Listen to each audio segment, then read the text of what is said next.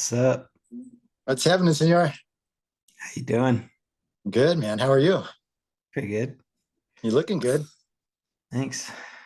That was a fun that was a fun pod you guys did the other day. I listened to that one Oh, at with Devin? work. With Yeah. Devin? Yeah. He's over there in Hawaii too. Yeah. That'd be nice right now, huh? Yeah. How are you guys doing? You guys still under snow? No, it was 55 and not a cloud in the sky today. Oh, It's oh, choice. been weird. It'll like snow a foot and then be sunny and then it'll be like super cold and it's just like all over the place right now. So, Really? yeah. And so now, did I hear the other week you said like you don't snowboard, you don't ride snowboards no more? No, No. snowboarding. I've snow and like we moved here 9 years ago. I've snowboarded twice and both times we're back in Washington, like just on a visit or something. But Yeah. it's different out here. And then um it's just different, not as good. Yeah. I'm just not as I just kind of like lost the passion for it or the zeal to do it, I guess. Yeah. So When you go back home, the times that you've gone back home and stomped around, did you still get a bang out of it, or it's not the same? I do, but it's like pulling teeth to get me to do it. Like Yeah. it's usually um, one of the times it was like 2016, like we had just moved here, but a couple friends came out with me and Oh, and so we went to Stevens with them. Um and then the last time I rode was probably 5 years ago, but it was like Travis was like, we're going and yeah. wasn't taking no for an answer. Yeah. Well, do you still have gear? No. No, see, that's a big thing too. If you don't have your own gear, it's like it's a hard thing to even fathom Yeah, booting up in somebody else's stuff or so. I know. I It's a just whole thing. You want to have your own gear. yeah. I just don't have like a strong desire. Um and up until COVID, I was playing a lot of soccer even here. So that was Hmm. big. But now it's like I golf a lot and Yeah, yeah, that's that's kind of cool. like my thing. Yeah. The thing I'll never get good at. I have buddies that keep on trying to hit me up. They're like, "Oh, you're gonna hate it for the first couple of years, but then you're gonna love it." Even then, even when you love it, it's like it I really was like, takes I a know toll. me. I'm just gonna be bad company is what I would be. So I never Yeah. took it up. Well, that's like the thing. It's like even if you're not a good golfer, it's like you're outside with your friends. Yeah, It's beautiful. It's like if you can at least not be, pissy about having a bad day, then it's all good. But yeah. That's what I don't trust myself for that part. all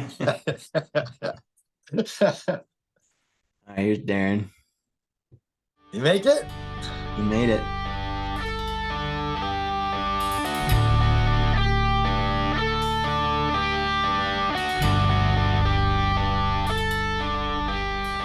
Hey, buddy. Up, man. Right, hold on. I think I gotta switch screens. Hold on. Oh, there he is. We got the crew, the Are You Taking Care of Yourself crew, episode 2. Yeah, baby. How you feeling? Yeah. You just got back from the gym, right? Yeah, I did. Yeah, How, see? how you Had a feeling? brief shoulder and back day. Yeah. Okay. Well, what'd you do today, Yeah. Sean? Just worked today. Just worked. Yeah. Nice. But I got home a few minutes ago. They're tailoring my days. If I give them a heads up when the pod's coming, then they'll tailor Oh, my that's days. cool. Um, Yeah. So how you feeling, Sean? Because you posted a video. Knowing you, I know Angry Sean, and I felt like I saw a little bit of Angry Sean in the video. I'm good. I'm good though. I'm good. I was, yeah, that was full on mid pout. I'm gonna share a little sooner than I thought I would. I figured the next time I'd be on would be beginning of March, but I'm gonna get on right now because I have hit a plateau, and I am super negative right now. So, but I talked to, I had to take a step back, and one of the reasons I even went on is because, historically, what I will do is I'll get mad, overly pessimistic, and then I just just heavy doom and gloom. And I'll talk myself right out of anything good.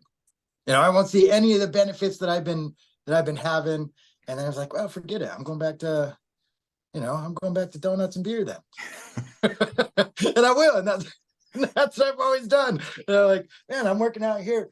I'm going on 2 months and I'm fatter and I'm not getting any stronger. So, which is not true, but I'll see it that way. I have, I like a terrible self-perception, just completely unrealistic. So, talking through it out loud, and it's very strange that I have chosen this medium to go, on social media and do this. It's like kind of embarrassing, but at the same time, it's helping me. It's like, it actually is helping me be accountable and hearing myself, even the embarrassing part, if it, it was a little embarrassing. When I look back at it, I'm like, pretty embarrassing that I just did that. But it's still helping me grow to see okay, you're not even being reasonable, and to show myself that, and it gives me a better perspective to take a step back, look at the overall goal, what's going on. And it's not just the number. I had a couple of good talks. I had a lot of concerned. Well, this is not fair. I was hopefully no one's gonna listen to this, but I was earlier, I was like, yeah, I got a bunch of soccer moms telling me I need to go on different diets and tell me get more sleep. That's not what I was trying for. but at the same time, if I'm going to air it like that, then they have relevant things to say too. And I should listen to what they have to say. But I did have some good feedback from a handful of guys that I really respect, who have done a lot either in powerlifting or sports medicine, a couple of that were in bodybuilding. And essentially what they told me is, don't be unrealistic. It's part of the journey. So, and another thing is they told me is, don't be going crazy trying to go super heavy all the time, which is what I was doing every workout. I pyramid all the way up till I can't do anymore. And then, but for 6 weeks, my pyramid was just going up, going up. And then it leveled off. And then this weekend, I went back 10 pounds. I was like, I got to 325 on squats and deadlifts, which was up from the beginning. I was only doing 275, 285. So, a pretty good climb. And then I felt like, man, how come I went backwards a little bit? And they all just told me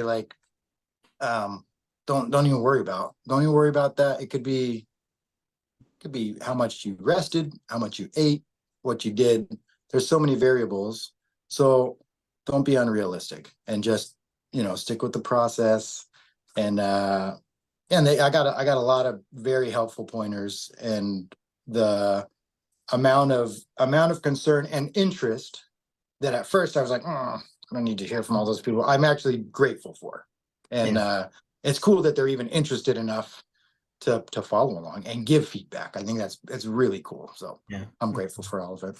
It is funny, when you hit a plateau, and with my flat bench, I was stuck on my last set at 225.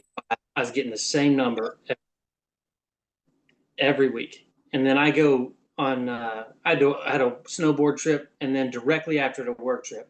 So I kind of missed chest day for a week and a half, 2 weeks, come back, and my flat bench went up 1 or 2 reps on the last set. And I was like, why? Yeah.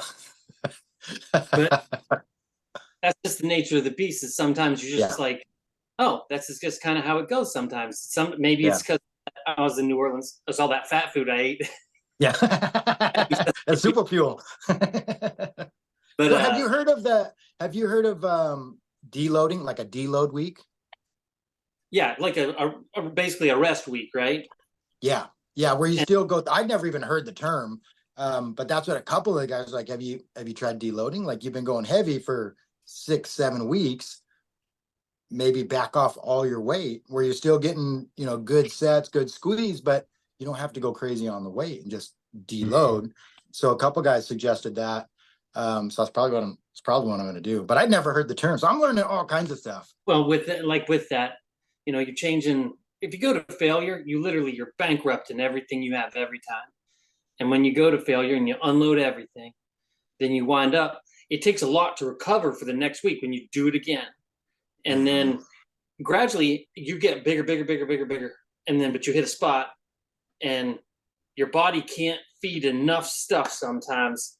It needs a second to catch back up, and then you can do it again. Yeah. So deloading is probably a really good idea for where you're at right now. Yeah.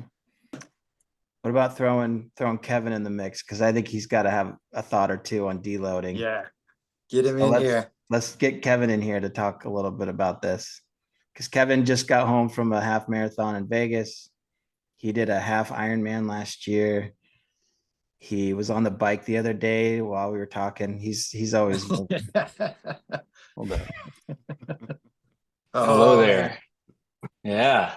What's up? How you guys doing? Good, man. Nice well, to if you meet in you, a sight Darren. for sore eyes. Oh, look who's talking. That's my guy. Yeah. How you doing, buddy? I'm doing good. Doing good. How you feeling after the half marathon? The half marathon was good, but I think dehydrating myself before and after was the mistake. In Vegas, you dehydrated yourself? That's a bad idea. That's not a good place to do a race. Why would you do that? Oh, man. What was the weather like? It was good. It was like 70, like high 60s, and they shut down the entire strip. So it was like a massive production, 20,000 people. Wow. Kind of crazy, but that's like what gets you like the race jitters. Like you're not even like worried about it. And then you get there, you're like, oh man, like you start feeling it, your heart starts pumping, your heart rate's kind of jacked, and then you always go out a little harder than you want to. Yeah. But it was you have good. To deliberately try to pace yourself and you got to try and rein it in a little bit, rein in the breathing. I did. Or what is it? I did. Yeah, I try to pace myself because I know like generally like my marathon pace, half marathon pace is somewhere in the 7-minute mile.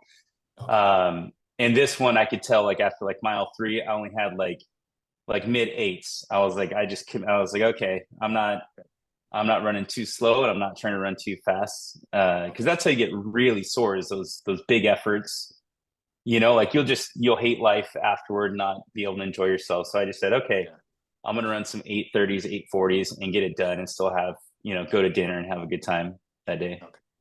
Oh, sorry. So your 1,000-pound challenge, I was thinking about this today. Yeah. Okay. And all I could think about is like, why haven't you already done it?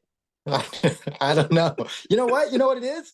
I do know why, because so I'm not, I don't feel like I'm a stranger to the gym. Like I've been around it for a lot, but yeah, the only reason I ever lifted was to stay on the football field with all those guys. That really is. And I was looking at that and I'm like, because all this stuff I'm learning, and I'm like, why don't I know anything? I'm 47 years old and I've been in the gym since I was a sophomore in high school. Why don't I know anything? It's crazy. And that really was why I've never set any kind of physical goals. I never tried to, I never set a goal, strength to hit. I never set a goal, body fat percentage to hit. I never set a body weight goal. I just went in there, for the sake of trying to get bigger and stronger, but I never actually set no goals. So I just go in and do my thing and try and make the plates clank a little bit. And, but now I actually have to, that there's a real goal and I'm not young, like recovery time and injury is like a real thing. Oh, yeah. Now I have to start paying some attention. So everybody's giving me good feedback and I'm like, man, I don't know nothing. So I'm trying to take it in now. I'm learning. Darren, how did you learn like technique, or have you ever done that, like figured out exactly how to do it the right way, like because of how much you run and then also working out, like what did you figure it out on your own, or did someone have to tell you at some point? With running, it was always just do it, and it does help with running. It helps big time if you have a partner that's kind of similar levels, so you can push each other a little bit. I find that if I'm running by myself a ton, unless it's trail running, like I get bored and then my mind's wherever, and now my time is going slower. So somebody to go with you kind of helps. And then when it comes to technique, they also, like if you're in the gym, like, yeah, your last set of squats, you didn't get down there, you didn't get your butt down, you weren't getting low enough, or they call you out on that stuff, so they help you keep your form. And so that's one of the things that always helps. Like right now, I've been running kind of mostly by myself, which is, I noticed that my pace has gone down because of that. But also, but in the gym, there's like people around and other people to kind of help motivate. And if there's guys in the gym, and usually they're pretty decent, you can ask, hey, keep me, what can I do to improve my form? And if some of those guys, you can tell who's doing it right and who's not. Yeah, sure. And it's good to ask those kind of guys that can kind of help you have better form. Like I always go in the gym and I see these people, they got big, huge weights on the squat rack, and I'm like, man, you're doing half a rep. Like, I just don't want to be that guy, because I'm not getting the full benefit of that exercise. Yeah. These guys got like huge amounts of weight, and then they just go, and they're done. And I'm like, that doesn't count, guys. Yeah. And you're not even sure what's it benefiting actually? Yeah. The only reason I would say it's any advantage to have big, heavy weight on your shoulders, because it shocks your nervous system to have that much weight just sitting on you. Okay. And that's the only thing that you really get out of that. Because if you don't do the actual rep with it, then you might as well stand there with it. Yeah. It's interesting that you mentioned that about the nerves, though. That's another thing that I just learned. Like, a couple of the different guys told me because a lot of people said, you got to give yourself time to recover. You got to give yourself time to recover. And I'm like, I only work out 3 days a week. I got a week to recover, that I wasn't giving it any credence. But they said every time when you stack heavy weight, and that's a relative term, my heavy is not heavy to Reyes, but but might be, but it taxes not just your muscles, but it taxes your nervous system too. And so that you do have to. And so if I go heavy bench, and then I go heavy squat, and then I go heavy deadlift all 3 days in a row, maybe I'm not giving myself proper time to recover. Maybe my muscles don't feel fatigued, or the lactic acid isn't staying built up. But am I giving my nerves after 7 weeks of it, 8 weeks of it, am I giving my nerves a chance to recover? And I never even had no clue about that. So it's interesting that I like that you mentioned that, because that's a real thing too. So Kevin, when you were training, you trained for the half Ironman. Was it a half Ironman? Mm-hmm. And then you work out a lot with weights. Like, what have you learned with recovery? Similar to what they're talking about. Like, I would make my hard days hard. So, and I hated hard days sometimes, because like you were always a little bit tired because you were training basically every day. So like a rest day would be a recovery ride or a recovery run. So that's a 50 minutes or less, zone 1.5, so knowing your heart rate zones, and Darren probably knows all this with, anything endurance related is important, because you know which zones to stay out of. Otherwise it is harder to recover if you're always like hitting zone 5, even just a little bit every workout. So I would make the hard days hard in the sense, like, you do like a 9-mile run, and then you do legs that day with like a separation of about at least 4 hours. So try to do one of them in the morning and one of them when you get home in the afternoon. So that's like a hard day. You're not looking forward to it. It's like an interval run and then leg day. And then most of the time, 80% of the time, you're just trying to stay in that moderate heavy, moderate pace, or almost easy pace, and then 20% of the time you're going really hard. So that's how I approach it. With weights, it's like sometimes you start and you feel really strong that day, or you feel really tired from the first rep. You're like, this doesn't feel good, and that's the day that you want to listen to your body, and you don't want to push it, even if it's on the schedule. I'm hitting, I'm going to bench 275 today. Just skip it. Do some push-ups instead. Like, that's your nervous system saying, don't do this to me. And that's usually when you get injured, when you're just trying to be all perfect about it and do it anyways. That's usually when something snaps or pops, when you're getting close to the weight that you want to hit. Yeah, and then it's good to do the motion, but like super high reps once in a while. So they call it like density day, which I thought that was, sorry, hold on, this cat is going crazy. So density day is like a super high rep day of the strength exercise that you want to get stronger at. You want to get stronger at deadlifts or pull-ups. Then you're going to get a band for the pull-ups. You're going to do 150 pull-ups that day or 200 pull-ups, but they're all easy, and break it up like every minute on the minute or every 2 minutes on the minute. And same with the squats and deadlifts, because you're basically training your nervous system on the repetition. So it's not going to tax you, but it's just going to get your body used to the motion and the repetitions. And I think like you could do one exercise for 7 minutes straight, and that's a good way to do it. Which sounds crazy, but you put Sounds all like a this good way to blood pass in out. there. You got That- it. That Real reminds slow, lightweight, like the bar. Like just do the bar. Now That we're reminds- talking. that somebody at the gym told me once. He said, "There's nothing like when you feel at home at the bottom of a squat. Like your body's now used to that and it's ready for it." And what he just said is one of the best ways to make your body ready for that. Like you'll get to the bottom of a squat and you're still like, yeah, ready to. It feels good. Yeah. And just Yeah. doing that many repetitions, and when you feel good at the bottom of a squat, that's going to be a good day. Yeah. Yeah. It's funny the days that you haven't really taxed your body and you just feel like super weak, and then the days sometimes you feel like you don't have anything left, and then you get to the gym and you don't want to go, but then you feel like pretty strong when you get there. Like it's like I don't think I'm at the point yet where I can read my body and know how I feel. Cause like I did my longest run on Sunday. I went 6 miles. Nice. And then Nice. last night I played basketball for 3 hours until after 10. But then we had workout at 6 this morning, and it was deadlifts and all leg workout.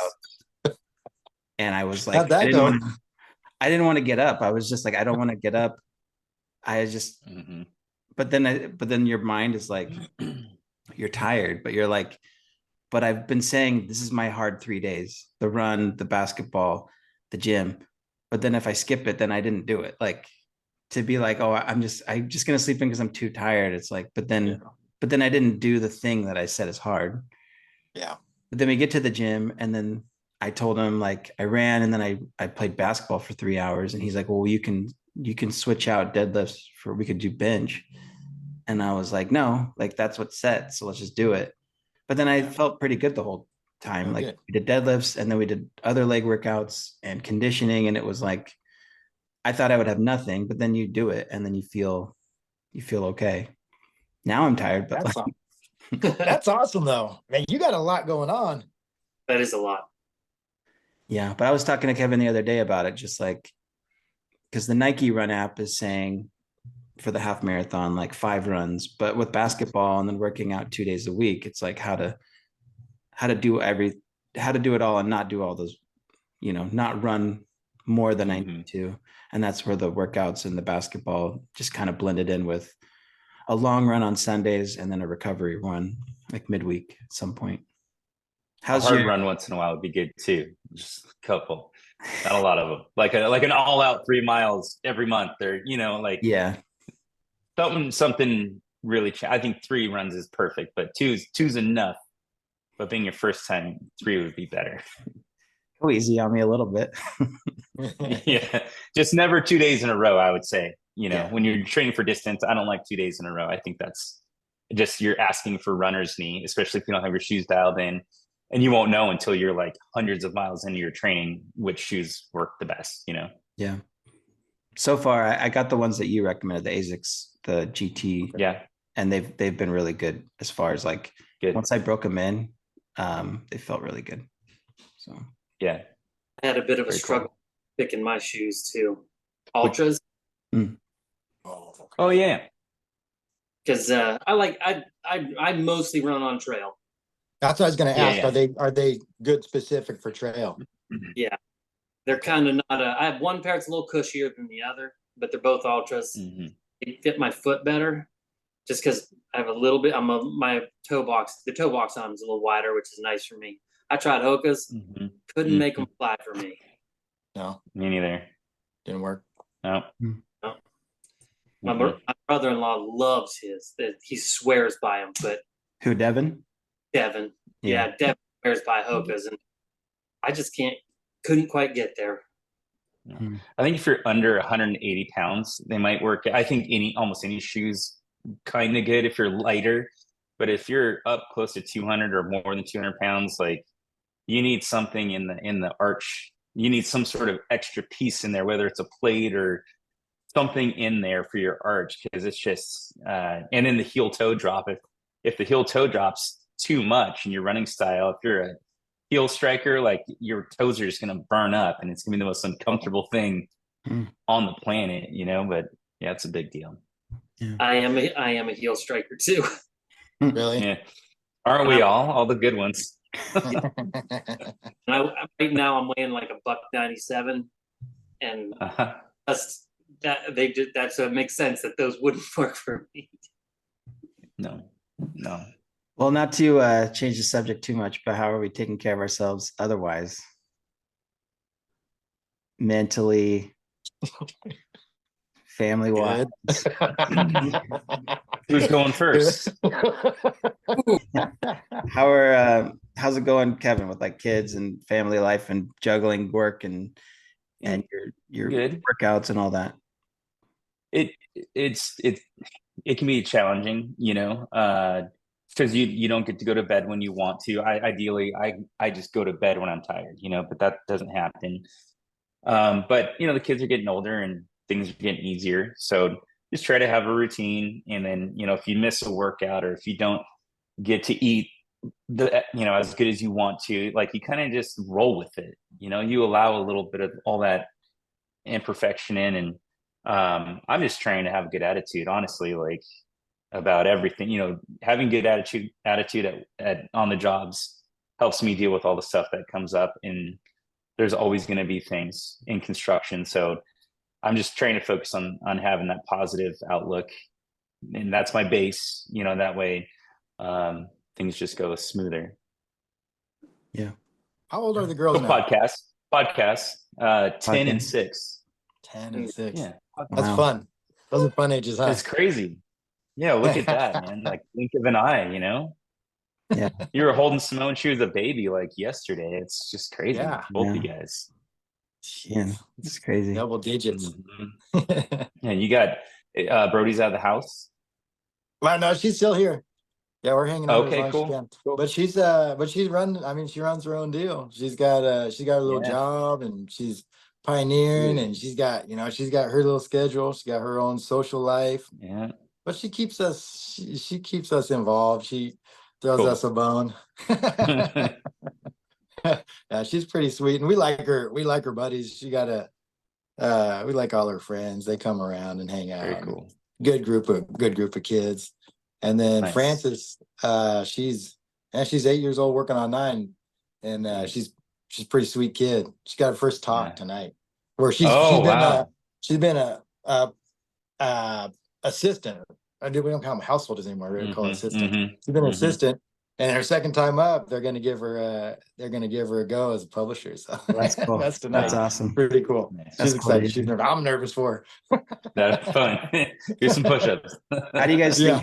How do you think you guys will juggle? Well, you've already dealt with it with Brody, but like making your house where the kids go, or is that something you want, or is that something you did, or how do you guys feel about that? Like, is it like letting them go and letting them kind of expand their wings, or are you trying to like, or I don't know how to say that, but like, are you hoping to like make your house where they go, or that kind of thing?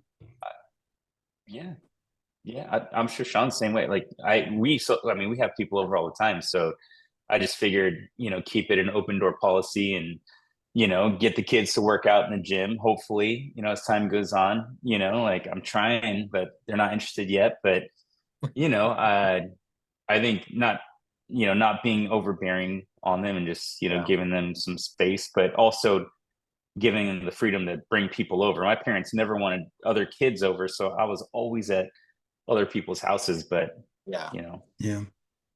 Yeah. Yeah, that's a good question. It's kind of like a balance you want to find. We want to make them try and keep and maintain an environment that's not like put on, but where they're comfortable, they're comfortable enough to have their buddies over, where it's not like, wow, I'm not too far up in their business, like, but at the same time, keeping a close eye on everybody, and Yeah. that's it. It's a fun balance. But with Bro, she's pretty logical. Like, we talked to her the whole thing about, you show us you're responsible, and we give you more. Yeah. We can give you more. Well, like, that was the understanding. Like, we want you to be able to do stuff, but you got to show us that you can do it. That you can do it responsibly, and that's the that's I think that's the trick of parenting, really, is like, how do you get them in a position where they can do that? And then for them to see that, because if they don't see it, and if it's just me just saying it over and over and over, but she doesn't get it, or she doesn't believe it, well, then it only lasts until they're 18, or they can bounce.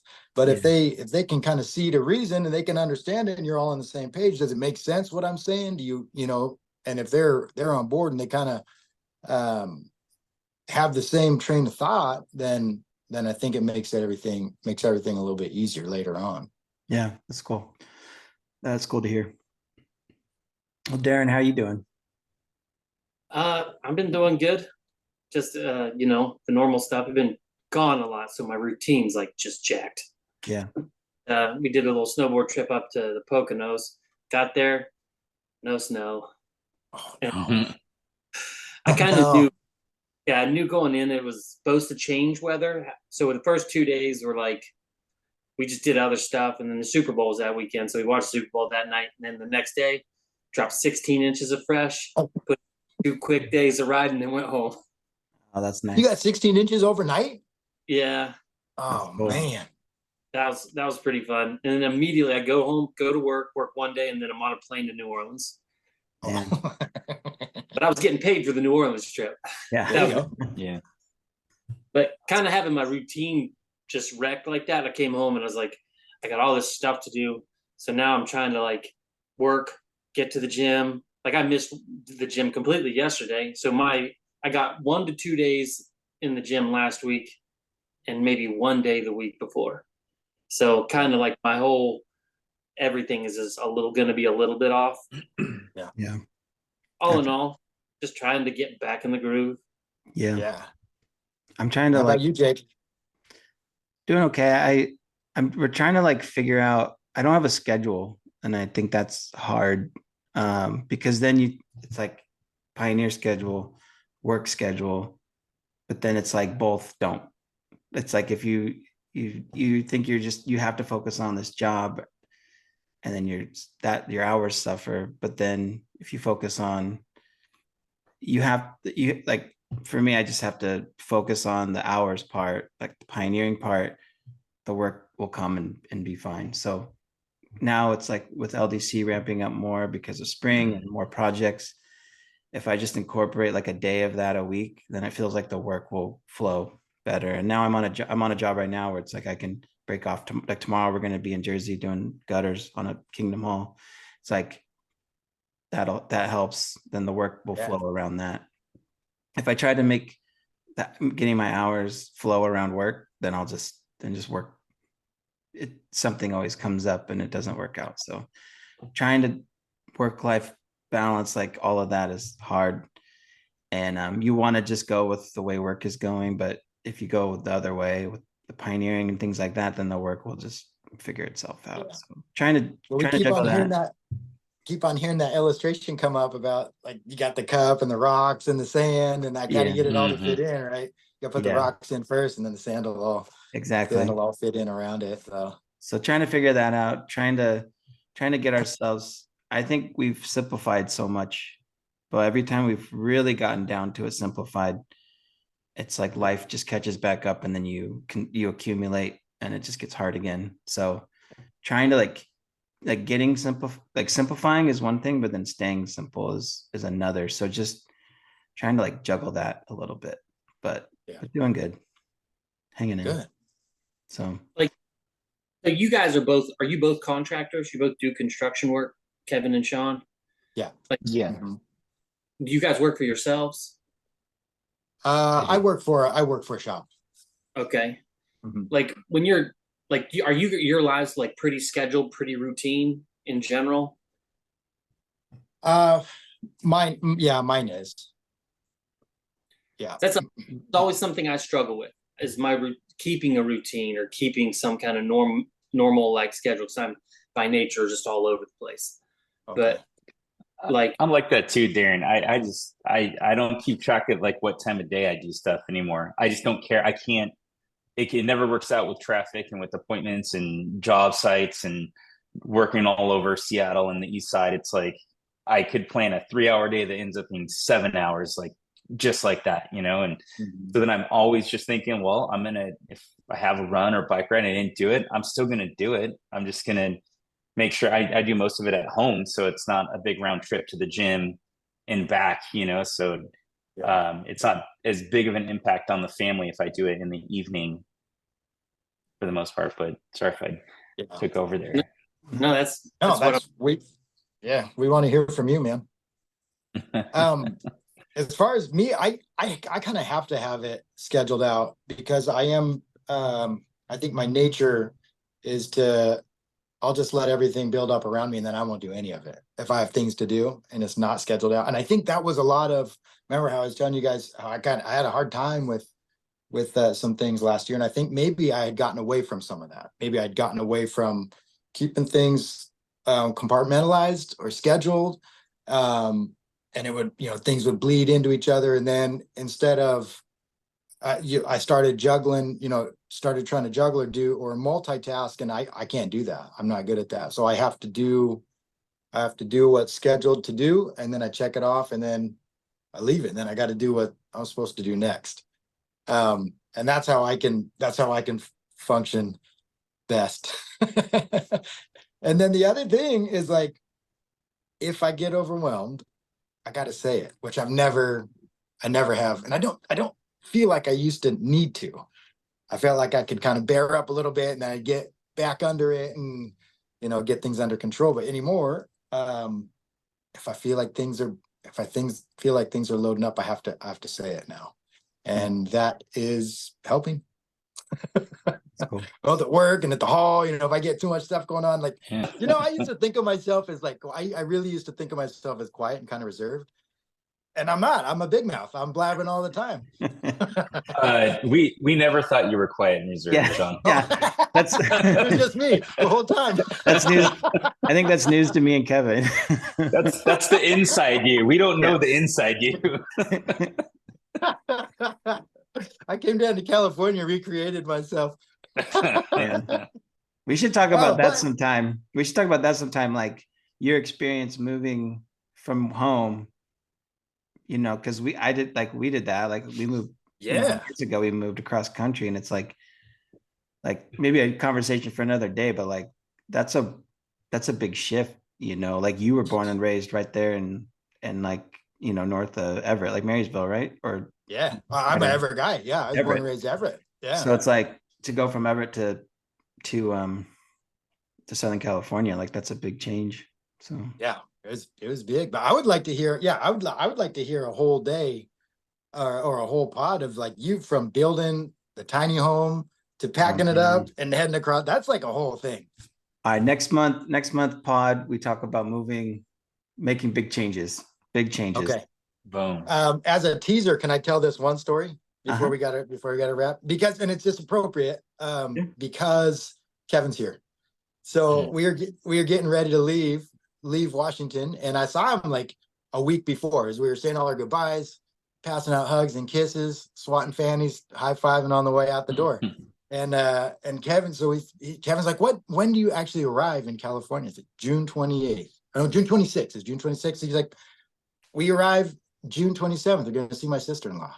And he goes, I'm going to come help you unload the U-Haul. I said, no, don't do that. Don't do that. Come by and say hi though. And And then so we did. We arrived late on June 26th, and when I woke up on the 27th, it was lonely.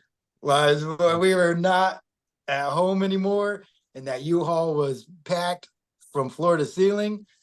And at like 10 a.m., Kevin Reyes walked up, and he helped me unload that. He just pulled up. I didn't even know how you had the address. I didn't even know my address then. But he pulled up, and he got out, and he helped me unload that entire U-Haul. It was awesome. I talk about, like, when I saw you today, I was like, that's a sight for sore eyes, boy. And that's Kevin now. Every time I see him, boy, does my soul good. Lay eyes on that boy. Oh man, I appreciate it. I have similar feelings because, like, we try to come back, and when we're together, we're with family a lot. And there's been a few times where I've come solo for one thing or another, and it's like Kevin just is like, my house is your house.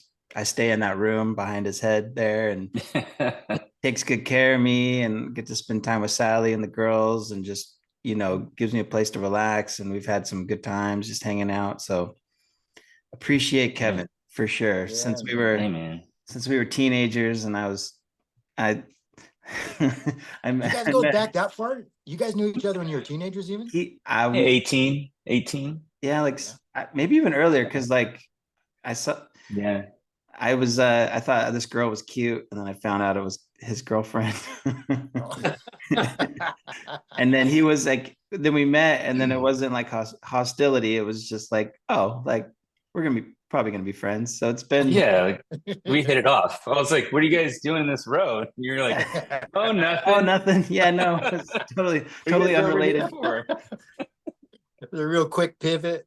No, yeah, no, we go way back, and always appreciate Kevin, and he's always like a good motivator when you need motivation, and a good friend to have. So yeah, man, appreciate a real friend. You guys both, man. Thank you. That's the nicest thing anyone could say. And I mean, she's the best. She's the top in our book, and you got those two little girls. So you keep up the good work. You guys do good, man. I think maybe good parents don't hear that enough. So keep up the hard work, bro. You guys are doing real good, man. We appreciate it. No, we all just beat ourselves up. Oh man, well, it's good to be on with you guys. Yeah, you too, man. That was fun. Absolutely. So we're gonna keep this going once a month. And Darren, what do you got for a song or two or three? I came into this process a little bit late, so I got two. I'm gonna go with Nathaniel Ratliff, Time Stain. And then I'm gonna go back a little further, and I'm gonna go with I wrote it down here. Hold on. It's an old Saves the Day song. See You by Saves the Day. See You. Cool. All right. We'll add those to the ongoing list of recommendations for people. What about you, Sean? I know you beat yourself up over this pretty good. You take this pretty seriously. I do take it serious. I love this part. I love this part of the original podcast. I love that it's extended to here. But I'm gonna kind of go on the same theme as last time. I'm gonna go with old country and western song. One of my favorite writers, and we've had the chance to see him a couple times, and even songs that I never heard, I hang on every word this guy says. Chris Christopherson. But he's written a lot of songs and made a lot of, he got famous with other people singing. But have you ever heard his version of Sunday Morning Coming Down? Yeah, it's a good solid song. So I'm gonna go Christopherson, Sunday Morning Coming Down, and then I'm gonna do a newer country artist. His name is Theo Lawrence, and I believe the song, it's a duet he does, but it's called we shouldn't talk about it. All right. And then my wild card is going to be the Waterboys, Fisherman's Blues. Waterboys, Fisherman's Blues. All right. I'm already loaded for next month too. All right, Kevin, what do you got? Doing something weird. So we just recommend some songs. Yeah, like 1 to 3 songs that and then it'd be put on a big playlist. Oh, cool. Me and Melissa do it every week, and then it's like a 8-hour playlist that I'll play a lot, like just like Nice. radio, and just kind It's of good. I Yeah. played at work. Oh, that's cool. yeah. So I listen to a lot of music I didn't used to listen to because like when I'm working out, I don't really want to listen to songs that I listen to when I'm hanging out. So like I kind of listen to like chill music and country and nostalgic stuff when like we're hanging out at the house and like 70s rock and 90s rock and hip hop and all that stuff. So I kind of like newer, more electronic music a lot of times. Like when I'm working out, that's what I listen to. So I love Odessa too. That's one of my favorite bands. So I'd say their song called "Don't Stop" would be a good one. Don't stop. And then "Don't Stop," Yes. because they have a lot of songs, and then people remix all their stuff, so it's hundreds. And then there's this other artist called Of Dream, OF Dream. I guess the song is called Thelema, Okay. THELEMA. And it's Alright. just like cool beats. Like you'll dig it. Okay. I like it. Is this a Spotify playlist or where's it Yeah, at? I'll send it to you. Yeah. So you have it. Nice. I'm actually gonna, because it's cool. under my name, so it's hard for people to find. I'm actually gonna see if I can put it under the podcast site on Spotify and make it easier to find. I don't know if I can do that, but I'm gonna try. Very cool. For me, we were talking about it earlier. We were talking to the Tressler boys and their perception of music. They're young. They do the music for our intro and outro on a float.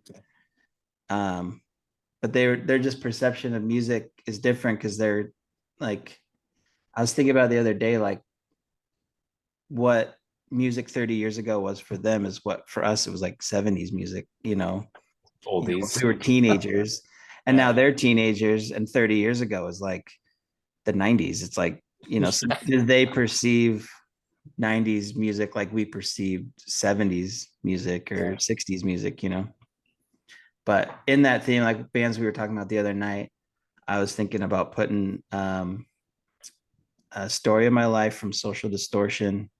Oh, good song. Yeah. Parallel from Bad Religion. Oh man, you're going back to my snowboard days. And Aliens from Pennywise. Oh man. Ooh. Those are my three. Good picks. Nice. Get some fun stuff on there. Pennywise.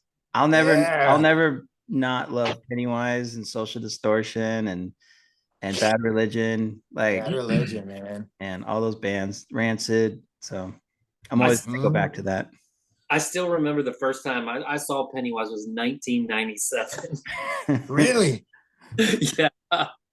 I never got to see Social D. I've seen Mike Ness, but Yeah. I never did see Social D.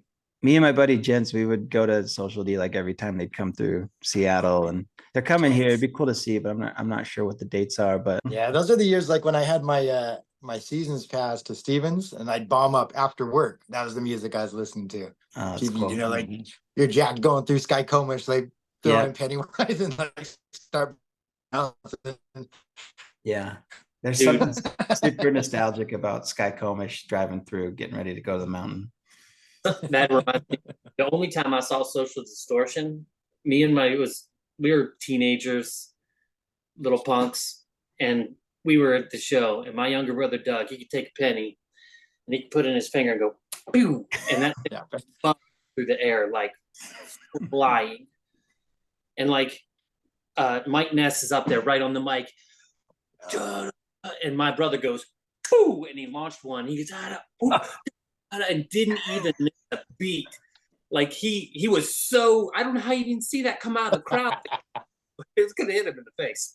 And he was he just like real quick and back on the mic and didn't even hesitate. He's also lucky because Mike Ness is also known for drop kicking dudes.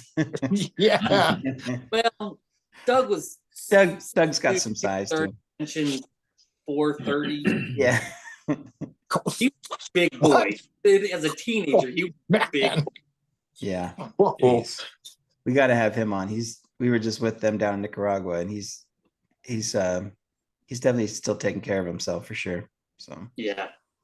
his ride's been pretty wild. Yeah, we talked a little bit about it a couple weeks ago. It's like, man, he's gone through a lot. So, Yeah. Speaking of which, right now he is in Patagonia backpacking. yeah. He just left Costa Rica visiting the in-laws, and he got wrecked surfing, and he went and we rolled him over and took his arm back like this, and tore his bicep and his pec. And so I was like, he got hurt, and he sends me this picture, and it's like his bicep is just one big bruise. Oh my gosh. And so he had a backpacking trip in Patagonia planned, and he can't wear a backpack. Oh no. The strap across all that stuff that he just jacked up. So he's got a one shoulder everything. Oh man, that's brutal. So they still went, and they modified the trip because there was there's a couple other people going, and they just they'd be with them for a day or two here, and they'd kind of take a car to the next city, and they'd do certain treks of it, but he just can't do days at it like that, not with just having torn all that mess up. Oh my goodness. You could do like the old school. You remember they used to get like just a pole, and you get a blanket. You put all your stuff in the blanket, tied to the end of the pole, throw it over your bag. The old school. Let's go hobo around Patagonia. We'll ride trains Word. country doing that. Oh man. Well, Maybe guys, not it was practical. fun. Thanks for jumping on. It was a good time. Yeah, thanks for joining us, Kevin. Boys, it's always good man. to see you. Yeah, good to Thanks see for you having me, guys. guys. We'll talk Really soon. miss you guys, and Darren. Looking forward to getting to know you. Yeah, good man. Cool. We'll talk soon. Thanks, guys. Okay, guys. Take care. Take care.